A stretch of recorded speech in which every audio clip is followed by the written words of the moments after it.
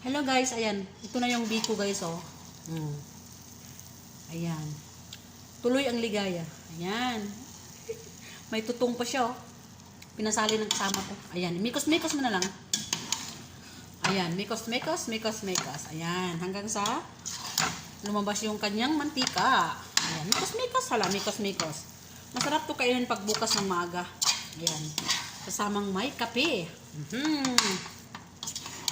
Ayan, mikos-mikos. Imikos mo masyado. Ayan. Ayan. So, mekos. Paikot-ikuton. Ayan. Pati yung kaldero nagmekos-mekas. Ayan. Dalawang lata yung nyug. Ayan, dalawang latang nyug. Saka yung asukal niya, kalahating kilo or isang kilo ba, depende sa inyo. Yung sa akin kalahating kilo, kay nilagyan ko pa man siya ng asukal puti.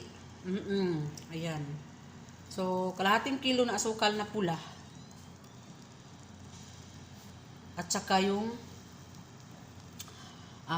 depende sa yung gusto nyong tamis. Yung sa akin dalawang baso na maliit masyado ng baso. Nilagyan ko lang siya ng dalawang basong asukal na puti. Yung maliit na baso, ipakita ko sa inyo ha. Yung panglagyan ng kape nila ba. Yung hindi maano yung, kasi ang sobrang taas ng ilong nila, kaya gumagamit sila ng maliit na baso. Tignan nyo. Wait a minute. Ayan guys. Ayan. Maliit yan. Yan ang panglagyan ng kape. Yan ang ginaano ko sa asukal. Ito siya guys. Ito siya. Ayan. Dalawang baso ganun. Tapos yung asukal na pula, media kilo. Matamis naman ito, huwag masyadong sobrang tamis. Kung maglagay kayo ng sobrang matamis, huwag na kayong maglagay ng asukal sa kape ninyo. Or sa shahi, tea. Yung tea ba, tea Lipton, anak. Kasi may asukal na ito eh. Habang nagkain ka nito, tapos mag-inom ka ng walang asukal na kape. Or tea. Ayan. Sobrang tamis to guys. So pag gusto nyo lang na medyo tamang-tama lang matamis niya, pwede rin kayo mag-asukal. Sa akin hindi ako mag-asukal guys. Yung mga tea, depende. Sometimes mag-asukal din ako, pero kunti lang. Sabay sa aking gusto. Alright, tingnan nyo. Kasi yung camera ko hindi siya klaro ba. Ayan guys, yung biko guys, oh. Ayan.